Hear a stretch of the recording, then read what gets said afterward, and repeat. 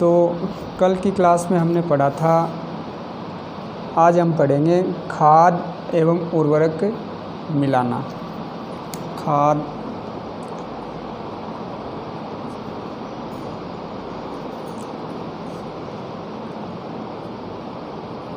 एवं उर्वरक मिलाना।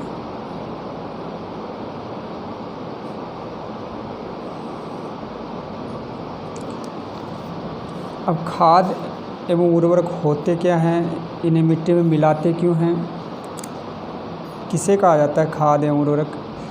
ऐसे पदार्थ जिन्हें मिट्टी में पोषक स्तर बनाए रखने के लिए क्या है मिलाया जाता है, उन्हें क्या कहा जाता है? खाद एवं उर्वरक कहा जाता है। तो वे पदार्थ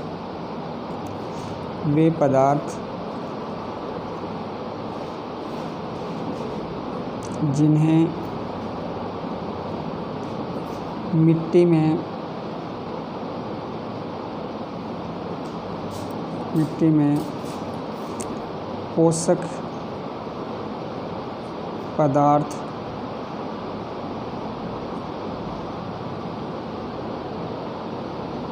पोषक पदार्थ का स्तर बनाए रखने के लिए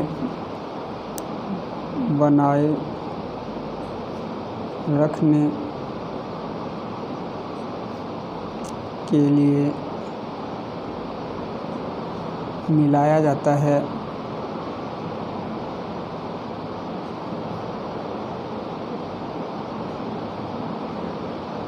उन्हें खाद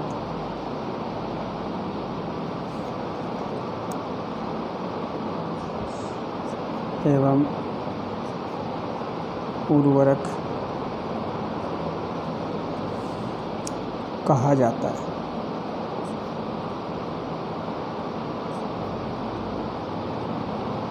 खाद एवं उर्वरक कहा जाता है। अब मिट्टी जो है वो फसल को क्या है खनिज पदार्थ प्राप्त कराती है। ये पोषक पौधों की वृद्धि के लिए क्या होते हैं? बहुत आवश्यक होते हैं। तो ये पोषक जो हैं, ये पोषक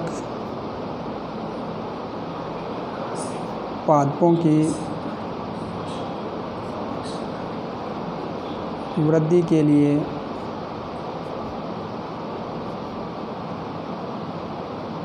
आवश्यक होते हैं।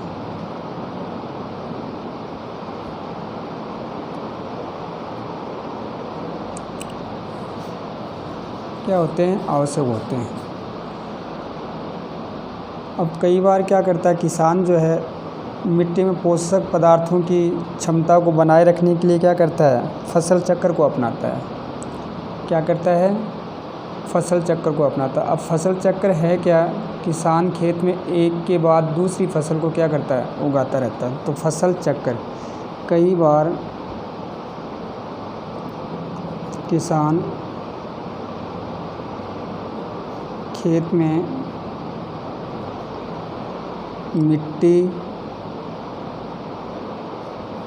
की उर्वरा क्षमता को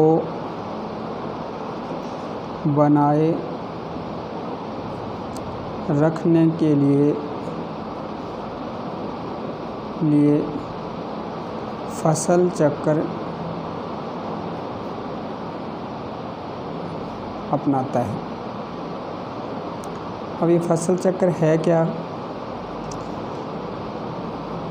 एक के बाद दूसरी फसल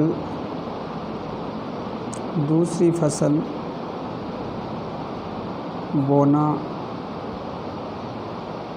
फसल चक्र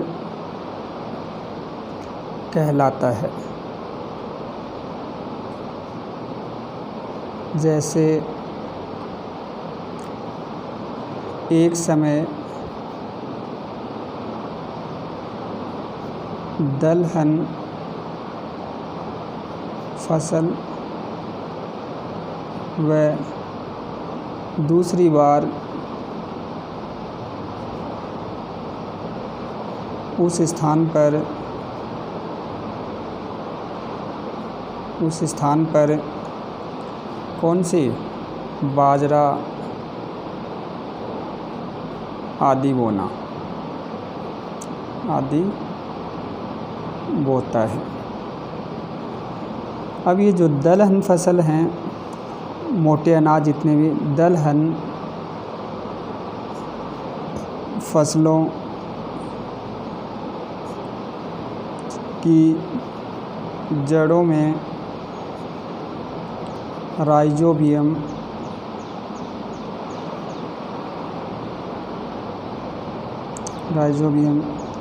जीवाणु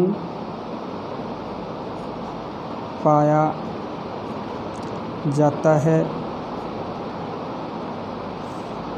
जो N2 यानी नाइट्रोजन का स्थिरीकरण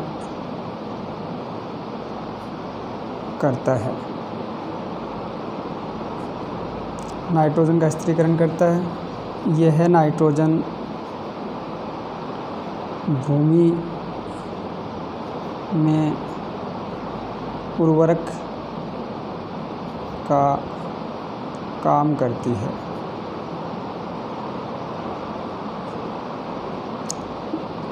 किसका काम करती है? उर्वरक का काम करती है। क्योंकि फसल जो उसको अगर हम लगातार बोते हैं तो उस भूमि के अंदर पोषक तत्वों की क्या हो जाती है? कमी हो जाती है। तो इसके लिए या तो हम फसल चक्र अपनाते हैं या फिर जो भूमि है उसको क्या है? खाली रखते हैं, जिससे पोषक तत्वों की क्या हो जाती है? पूर्ति हो जाती है। अब ये खाद है क्या? खाद ये कार्बनिक यानी जैविक पदार्थ है। यह है एक जैविक पदार्थ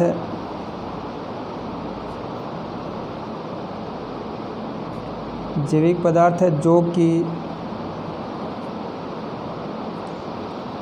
पौधों या जंतु अपशिष्टों से प्राप्त होते हैं, जो कि पौधों या जंतुओं के अपशिष्ट यानी मल मूत्र जो हैं अपशिष्ट से प्राप्त होती है। ठीक है। अब इसके बनाने के भी क्या दो तरीके हैं। एक तो ये है कि किसान पादप एवं जंतु अपशिष्टों को क्या है? एक गड्ढे में डालता है तथा इसका अपघटन होने से क्या है? खाद बन जाती है। दूसरा क्या है? इसे खुले में रखते हैं तो भी इसका क्या है? अपघटन होता है, और अपघटन होने से जीवों द्वारा क्या होता है? खाद में परिवर्तित हो जाता है। तो पहला तो तरीका क्या है? पौधों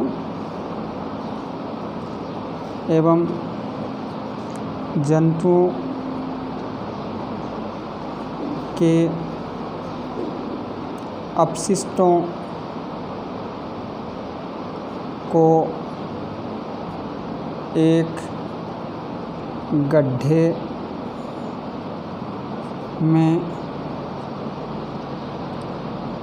गड्ढे में डाला जाता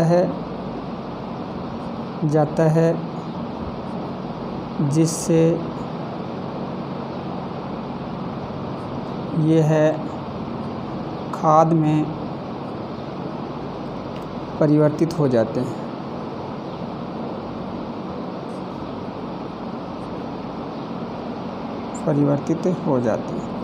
दूसरा क्या है कि पौधे एवं जंतुओं के जो अपशिष्ट हैं उन्हें खुले में रखते हैं। पौधे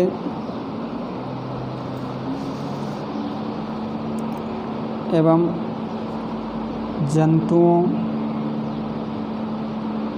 के अपशिष्टों को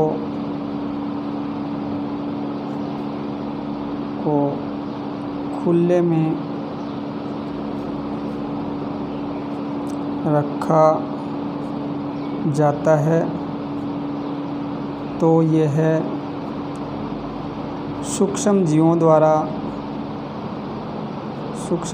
द्वारा अपघटित होकर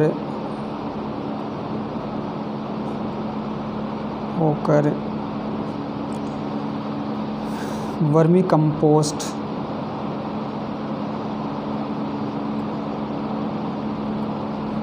खाद में परिवर्तित हो जाते हैं।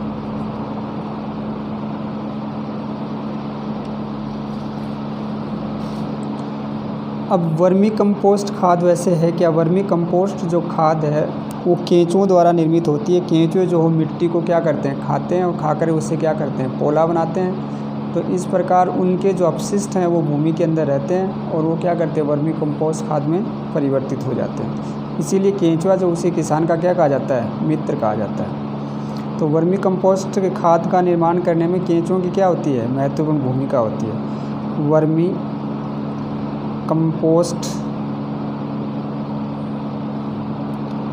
खाद में केंचुओं की महत्वपूर्ण भूमिका होती है।